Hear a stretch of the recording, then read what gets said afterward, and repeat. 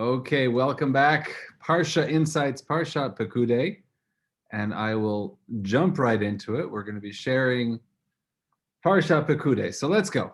So we are at the very end. We have arrived at this completion of the Mishkan, of the construction of the Tabernacle. This was basically the project of the Exodus. We began the book of Exodus with of course, the story of the children of Israel in Egypt, with as about to be a slave people. It happens very quickly at the beginning of the book, and then the book continues, and what they've come out with is number one, an identity as a nation, and number two, this great treasure, which is the tabernacle, which is the Mishkan, which fast forwarding in history becomes the Beit HaMikdash, and fast forwarding even further in history becomes our synagogues.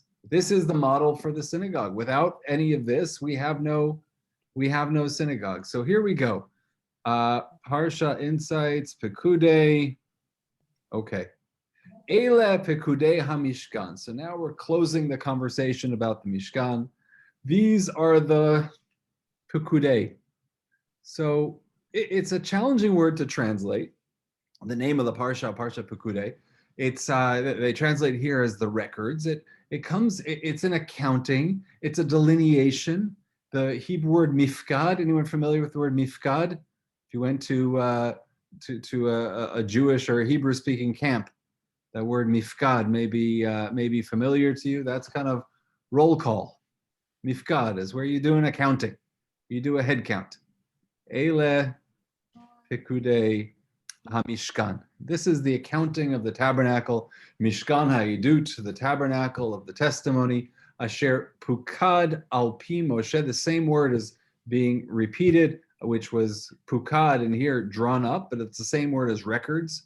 It was recorded. Al pi Moshe by Moses. Avodat HaLeviim. It was the work of the Levites. Biyadi Tamar ben Aaron HaKohen, who were under the direction of Itamar, the son of Aaron, the priest. And so here we go. These are the records of the tabernacle. So the big question is, why does the tabernacle need records? What are we talking about here?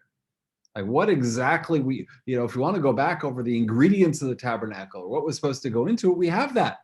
That was the entirety of the last number of portions, is telling us the exact ingredients, telling us everything, every measure, every material, and the amount of the material that goes into the building of the tabernacle, and all of the furniture, everything that goes inside of it.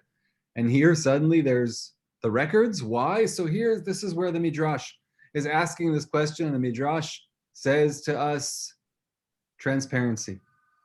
The whole reason is because when it comes to leadership, we need transparency. Rabbi Yitzchak, the Midrash in Tanchuma, says, Rabbi Yitzchak hayadoresh l'shevach, that this is praiseworthy, that the reason the Torah is giving this is praiseworthy. Why? Because v'chavero mashivo, when one person would speak positively about Moshe, another person would respond to him and say, what are you praising Moshe, right? This is what happens. Anytime somebody says something nice about a leader, this is politics. Anytime someone says something nice, there's somebody else who has something else. We all know that. There are two sides to every story. So somebody would say, isn't Moshe a great leader? Isn't Moses just the most amazing guy? And then Chavero Mashivo, and then the friend would respond and say, Reka. Reka, we know the Hebrew word it's translated here as fool, but it's not fool. Reka is empty person. Empty. Yeah, exactly. You empty person. You know nothing. What are you praising Moses for? Adam shenitmaneh amlach lemishkan al kikar kesef al kikar zahav shen lemcheker v'lo mishkal v'lo minyan, a person who is in charge of all of these precious things, all of the silver and all of the gold, and who is standing there examining them and weighing them and accounting. Remember, the people just brought their donations, and Moses received the donations. And a person like that, an enterprise like that, ma tarotzeh shelo yeh ashir? You think Moses is not a filthy rich guy? Of course, he's got to be. He's got to be. Any of us in leadership in that position, people just hand you these valuables. Of course, kevan shama came when Moses heard people talking like this about him. Amar, he said, Chayechem, by your lives, meaning be assured, I guarantee you. When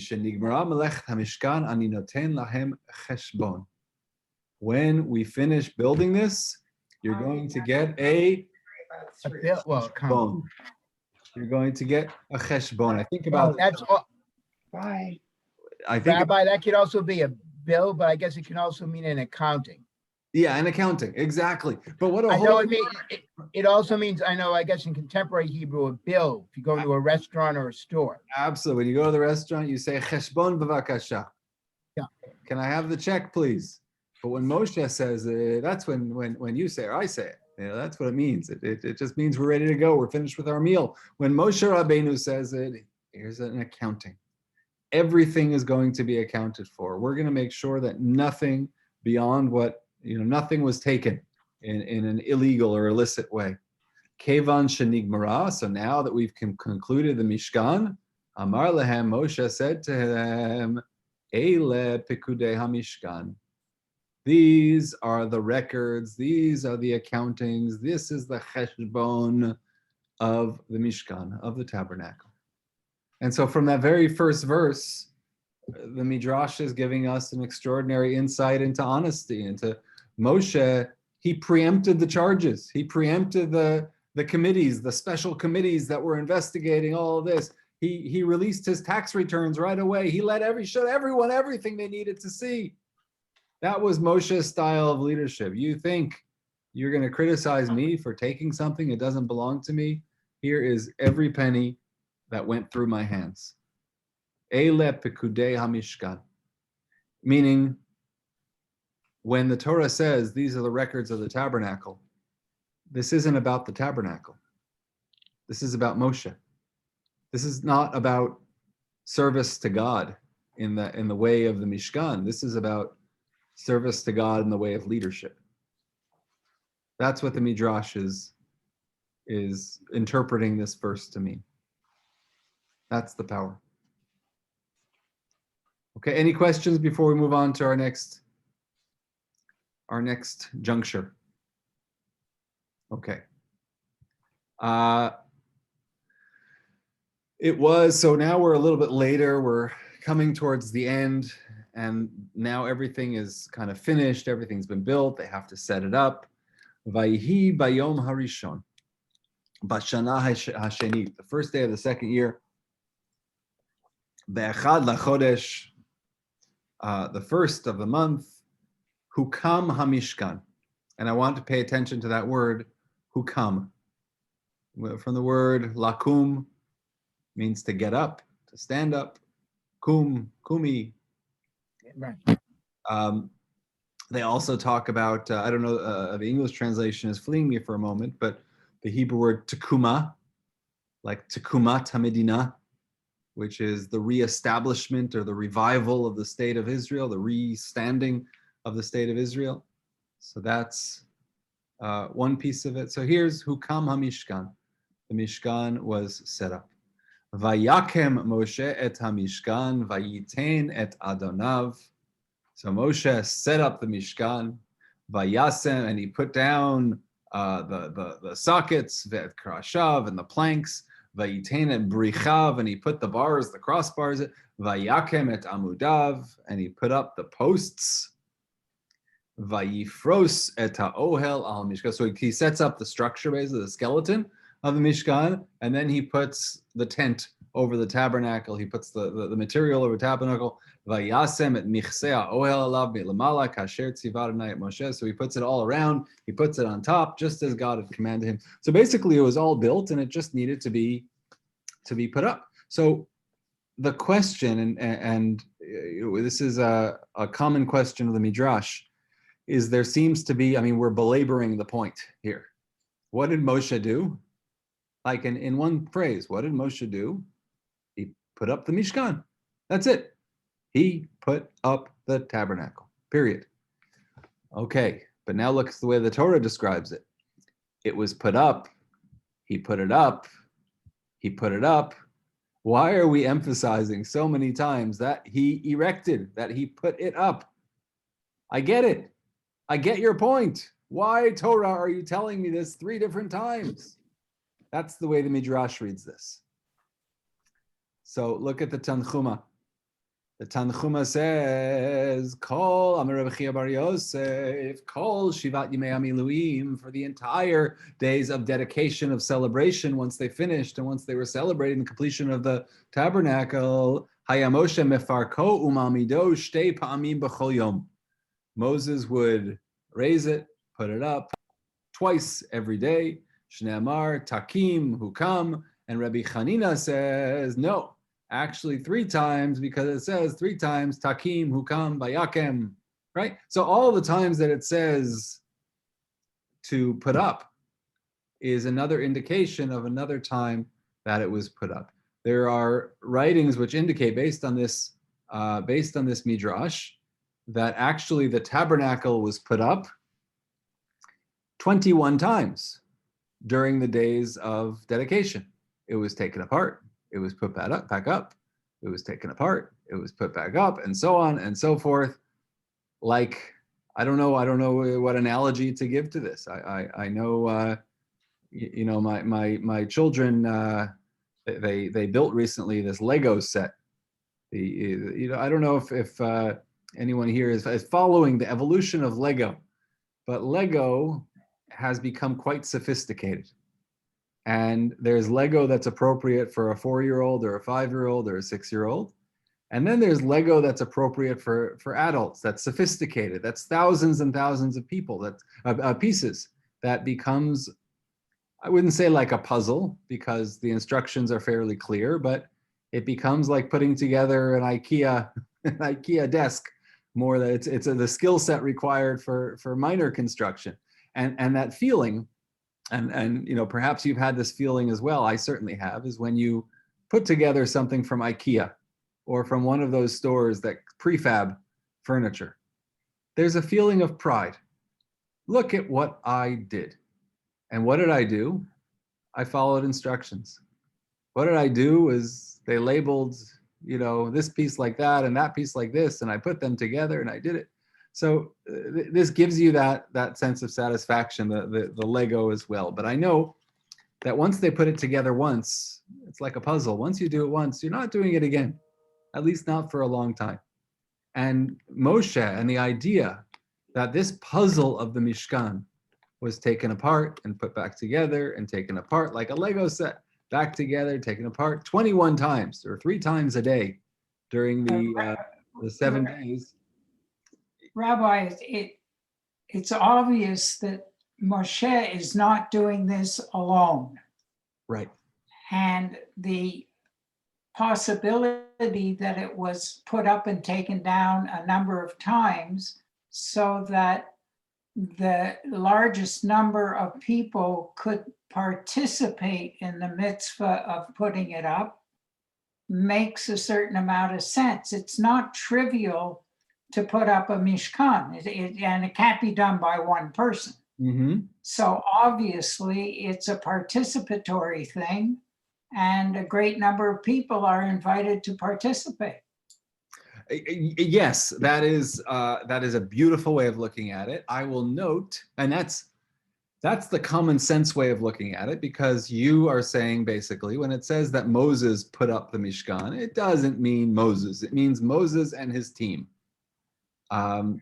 Moses is getting the credit. There is a midrash, which I did not include in these notes, which says that no, Moshe did it, that it was Moshe alone. And what happened? These pieces were too big for Moshe, that God said to Moshe, just move your hands in a way that you're going to do. If you need to lift something up, move your hands in a way that shows that you lift up, and then God will help you lift it up. God will help you do the rest. The divine hand will make it lighter for you. So that's okay. So yeah. So one reason could be, and also, by the way, you know, as if you've ever done an assembly line of IKEA things or whatever it is, the first one is a bit confusing, and by the time you develop a system, you know how to do it better and quicker and all of that. And so I imagine by the last day of the 7 days of Miluim that their entire team they were experts in taking apart and putting together the Mishkan. So now they could start to use it as it was meant to be used, which is to travel with it, to pick up and say, time to go, pack all the stuff up. And they knew exactly what to do. This midrash, and just to show, this midrash is quoted in Rashi. Rashi. I'm sorry. I may have preempted Rashi. I may have forgotten that I included this Rashi. Vayavo et mishkan shelo hayu yicholim lahakimo, that they couldn't erect it. Lefi shelo asama sheshum lachab mishkan, because Moses hadn't done anything to build the Mishkan. Right? He wasn't the one in charge. He wasn't one of the laborers. Hinichelo hakadosh baruch hu hakamato. God allowed him to be the one to erect the Mishkan. Because people couldn't lift it because it was too heavy. The planks were too heavy. That one person wasn't strong enough to lift up, to straighten up the plank. But Moses could do it. Amar Moshe lifnei HaKadosh Baruch Hu. So Moses said to God, how can I? One person lifted up. You're telling me it's my job now to put together the Mishkan. How can I do it? Amar lo asok ata biyadcha. So God said to Moshe, you do it. You asok ata biyadcha. You kind of work with your hands with it. V'nireh kemikimo, and it'll look like you're lifting it up. V'hu niskaf v'kam me'alav, but it'll lift up by itself. Right? You can't really lift it, but do the actions, and the material and the physics will follow. V'zeh shene'amar hukam hamishkan. That's why it says in this verse, hukam hamishkan, in the passive voice, the tabernacle was erected. Yeah, I was going to say it's a passive form of the verb way back in the beginning. Exactly. Yeah. And the other ones, it says vayakem, which is active. He erected it. No, the Mishkan was erected. It was set up all by itself. All by itself? No, because it couldn't be erected by a person. That wasn't the way. It was impossible. Absolutely impossible. And that's the midrash. That's Rashi quoting the midrash of Rabbi Tanchuma. I wanted to share a Hasidic approach to this, which is a little bit unusual. We haven't looked at the Hasidic approaches yet, and this is from the Slonimer Rebbe, Rav Shalom Noach Berezovsky. The Slonimer Rebbe was the Rebbe in the 1980s until his passing. He passed away in the year 2000, and one of his great works was known as the Nesiva Shalom. The Nesiva Shalom, he's buried on Har HaZeitim, on the Mount of Olives, and the Slonim Hasidic dynasty is, I believe, in Belarus. It's one of the great Hasidic dynasties that has survived the Holocaust and have been revived, and certainly there's a strong presence in the land of Israel. So look at what he wrote. The mandatory multiple cycles of building and tearing down powerfully hint at a crucial realization. Man will fail. He will fail many times. Each time he fails without exception, he cannot lose faith or motivation. He must pick himself up and immediately try again. He may build his sanctuary and then see it not only threatened or breached, but toppled completely. When that happens, he should not fall into depression or melancholy, but once again begin the process of building the next tabernacle. Moshe did this twice a day, morning and evening, right? This is the Midrash. Moses did it twice a day. The serial assemblings and dismantlings of the tabernacle point as well to another part of our spiritual work. We must be prepared to inspect the quality of what we have built, constantly reevaluating all details of its construction, looking for small flaws we may have been unaware of in the original construction. There is no end to the upgrading work we can do to make our personal sanctuary even more effective. So I thought this was a very powerful reading of the Midrash, and also allows us to kind of trace a thought from the Torah, which says nothing about mantling and dismantling, but it just says Moshe set up, to the Midrash, which said actually the repetition of words means that there was this constant flow of action taking place. Moshe taking apart and putting back together, and taking apart and putting back together. And then the Hasidic Rebbe, the Slonimer Rebbe, comes in and says, it's not just that Moshe took it apart, but Moshe, and put it back together, but that Moshe serves as a model for us in this very act. And that's the power, of seeing this midrash. That's the power of understanding that the way the midrash read the verse actually gives us this very compelling and beautifully inspiring insight about be like Moshe, put ourselves back together again. Humpty Dumpty, you're gonna fall. It's okay. It's okay. Put ourselves back together again. That's the spiritual work. Any questions? And we have one more source to look at, but any questions before we move forward? Any comments? Complaints? Okay. Okay, so we're going the Midrash, Tanchuma, and Pekudei. One question. Technically, well, I understand that we've got the understanding that Mr. Jacobs has, but why would Moshe have to take it apart twice a day? Why couldn't it just stay built? What was the purpose of taking it apart? Yes, you need to take it apart to travel and do what you need to do. But they weren't traveling. They were staying put in any given day. Why did they need to take it apart? It's an excellent question, Sandra. I think there are a few reasons, but the one that speaks to me is really that the whole purpose of the Mishkan was to be taken apart and reassembled.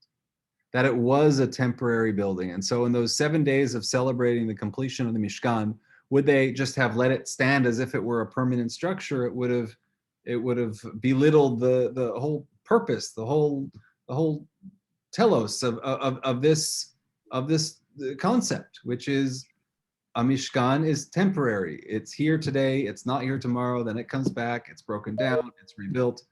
I can understand if there was a war and you had to take it down and you had to move. So you had to be able to do it. But once you got used to doing it. Look, I'm trying to put myself in the shoes of the people who were there. And I think part of the Mishkan, there's almost a paradox within the Mishkan is that on the one hand, it's extraordinarily temporary. It's meant to be mantled, dismantled, remantled, whatever it is. And on the other hand, it was quite beautiful. And it was supposed to look very glorious. Everything in it is of the finest. Keep in mind, you're traveling in the wilderness, you have nothing, and suddenly right in the middle of the camp, there's all of this wonderful, wonderful things. And so to reinforce the concept that this is meant to move, and that's quite reassuring for a people who is wandering through the wilderness, because you plop down a Mishkan and maybe suddenly there's the thought of, wait a second, are we here to stay? What are we doing with this Mishkan here? Why do they have all these beautiful, precious everything? Let's take it apart. Let's put it back together. Let's take it apart. Let's put it back together. Let's show that we're not here to stay. We're heading somewhere else. We have a bigger destination out there. So I think it makes sense to me that that's what Moshe did in the days of celebrating, was he took it apart and put it back together. That makes a lot of sense to me. Architecturally, this is a piece of magic. It's probably the first architectural artifact that I know of which was designed to be mobile. In all of the other cultures, I know of nothing similar. And it must have been seen as a bit of a miraculous event to be able to put this up and take it down and put it back up. It's the lesson is in the action of doing it. And I can tell you from an architectural point of view, it's a 20th century concept. And think of the Gothic churches and the Roman arches and everything. They're all hugely stable. Designed to be there forever. And this is an artifact, a holy artifact, which is in fact mobile. And it's, to me, it's one of the real most interesting aspects of the entire Torah. It's an amazing event. just as another aside, and then I'll keep quiet. I have trouble with this concept of the wood was so heavy that it needed intervention from a divine authority to lift the planks. If it's mobile, I guarantee you those planks were not that heavy. So I have trouble absorbing the mystical component that you're citing as being a viable explanation. Okay, wonderful. Oh, I have a question. There's a whole area of academic study known as realia, which basically tries to get down to the question of how much did it actually weigh? Like, it's one thing for us to talk about, but where were they getting the acacia wood from? What's the weight of the acacia wood? What do we mean when we say, it was this many amot? How much is an amma exactly? And there is an area of academic study which will get you down to the ounce exactly how much this. And by the way, how tall was Moshe?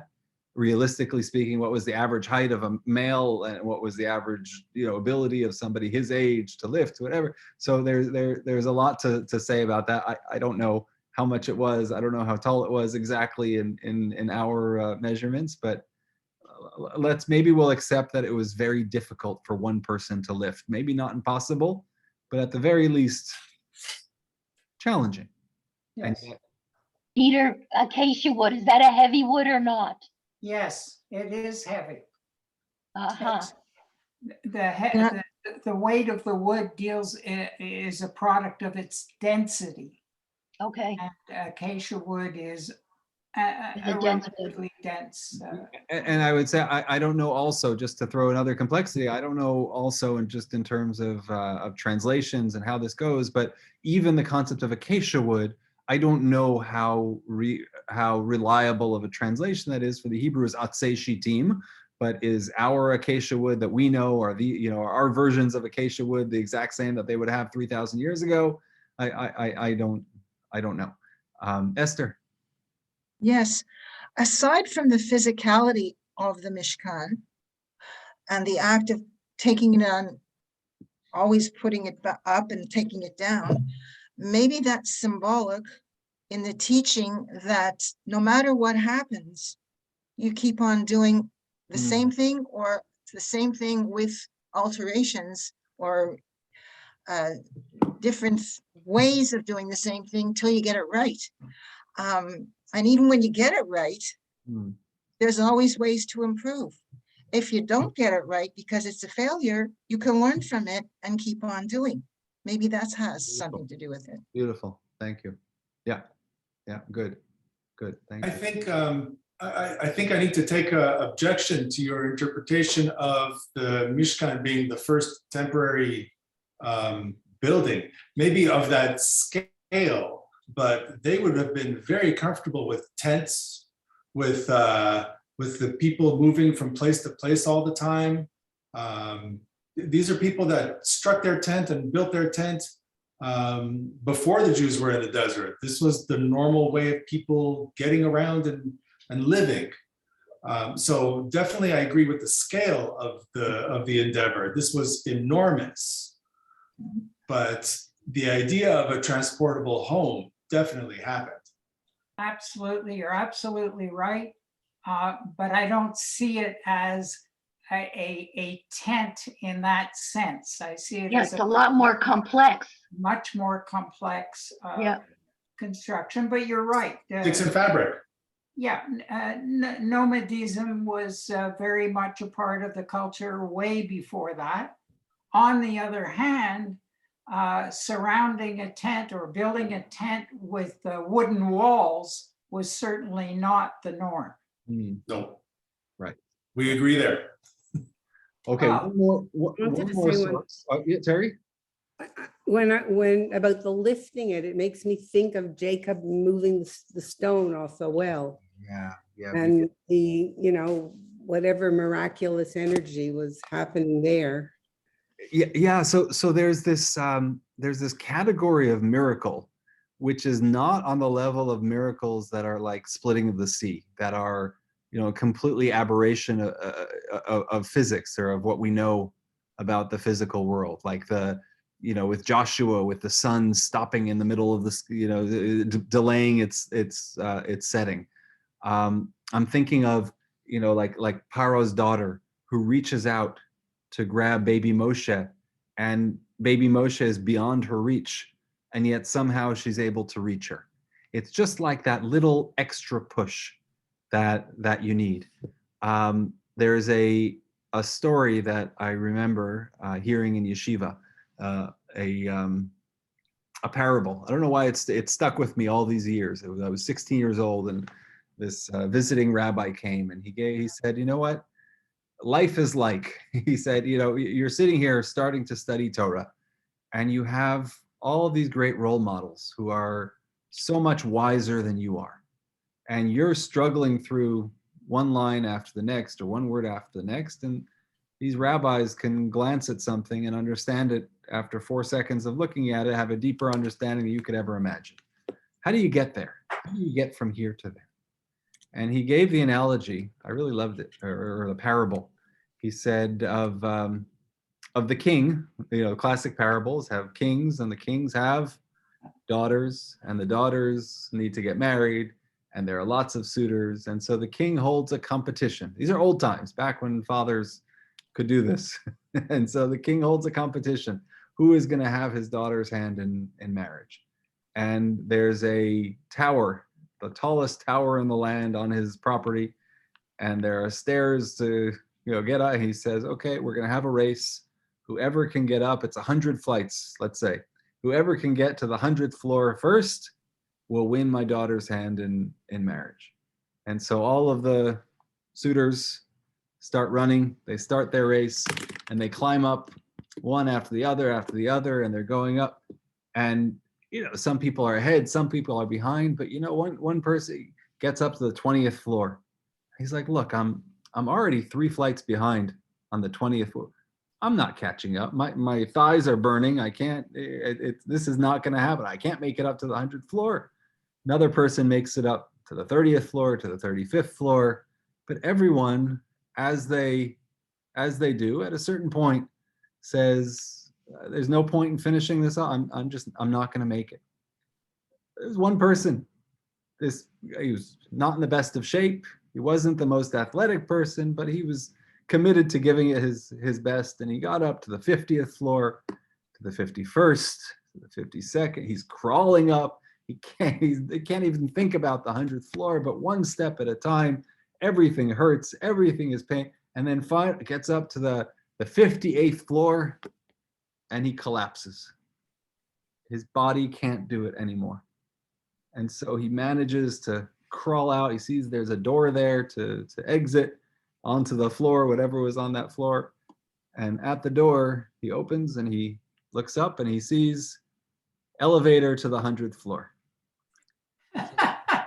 So that was the analogy, was that everyone, you climb at your own pace, you do your own thing, you put in your effort, and as to how you're going to get to the 100th floor, God will take care of that for you.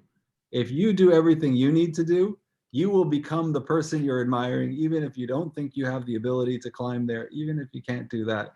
That's what you're doing. So I feel like that's in many ways what God is telling Moshe, which is try your best, put in your effort, bat paro, reach out as far as you can, and the express elevator is always there at the time. Once you've reached out your furthest, then God's going to help you get that little bit extra. So I think that was the parable that spoke to me. I don't know if it speaks to you, but that was the one that when I was 16 years old. God will provide. That's what motivated. Well, no, yeah. And once you've done everything you can, then God will provide. Absolutely. Okay. Let's go. One more midrash. And Eile Pekudei HaMishkan. So Amar Rabbi Chia says, Lama umot haolam domim. How can you compare the nations of the world? What they translate here as the heathens, but literally means nations of the world, but referring to the nations of the world who are the enemies of the Jewish people. La Adam Scheier soneh hamelech. A person hates the king. Vayha mevakesh lihitgarot bo. And he wanted to really get at the king. Doesn't like him. wants to agitate him, wants to rebel against him. But he couldn't. How do you rebel against the king? The king's in the palace. What am I going to do? Me'asa halach etzel Andriontus shalo umevakesh la'apilo. He goes to the king's statue and tries to knock it down. He was afraid of the king. Maybe the king's going to kill me. Me'asa, what did he do? What he did, instead of knocking the statue over, he put a little wedge of iron underneath the statue. So it was kind of unstable. Amar mitoch shani mapil tabasis andriontus nofel. Because I am disrupting the foundation, the statue is going to fall. Kach umot haolam. So too the nations of the world want to rebel against God. And can't do it. So what do?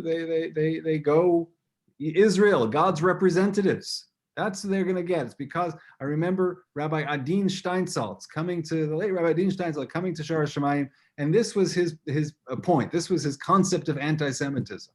Why does anti-Semitism exist? Because the Jews remind the world of God. Because that's how we see our role in the world is to, and people don't want to be reminded of God.